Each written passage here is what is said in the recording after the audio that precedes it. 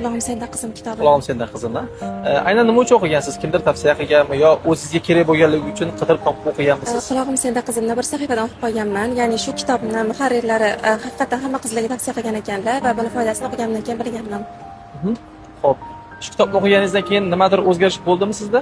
Oya, eng katta foydam ko'pchilik qizlar shu xafalikka tushib qoladi, mahzunlikka tushib qoladi. Ana shunaqa payt ularning eng katta muammosi bekorchilik bo'ladi.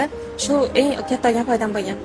Ya'ni shu narsani to'g'riladingiz bu kitobni o'qigandan keyin, to'g'rimi? Shu. Xo'p, agar kimgadir shu kitobni tavsiya qilish kerak bo'lsa, siz aynan nimasi uchun tavsiya qilgan bo'lardingiz shu kitobni? Hozirda ko'pchilik mana shunaqa psixologik muammolarga uchragan qizlar bor. Mana shularga tavsiya qilgan bo'lardim. Rosa zo'r yechim beradigan kitob. Qulog'im senda qizimni esa qizlar uchun juda yaxshi tavsiya deb ko'plab maslahat bergandi.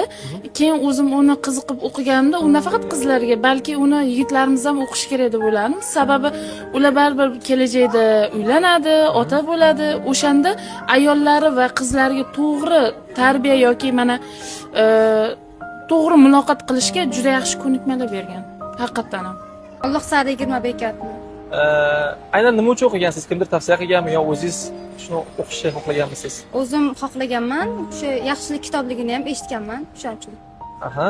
Xo'p, nimalar o'zgargan shu kitobni o'qiganingizdan keyin? Allohni ko'proq taniganman va yaxshi tomonga o'zgarishimga sababchi bo'lgan bu kitob. Juda ham ko'p yaxshi nasihatlar, ko'p anaqa misollar bor. Agar mana shu kitobni kimgadir tavsiya qilmoqchi bo'lsangiz, aynan nima uchun tavsiya qilgan bo'lardingiz? O'zini o'rganmoqchi, o'zini bilmoqchi bo'lgan odam ham buni o'qish kerak va Allohni yaxshiroq tanish uchun ham, yaxshiliklarni o'rganish uchun ham o'qish kerak.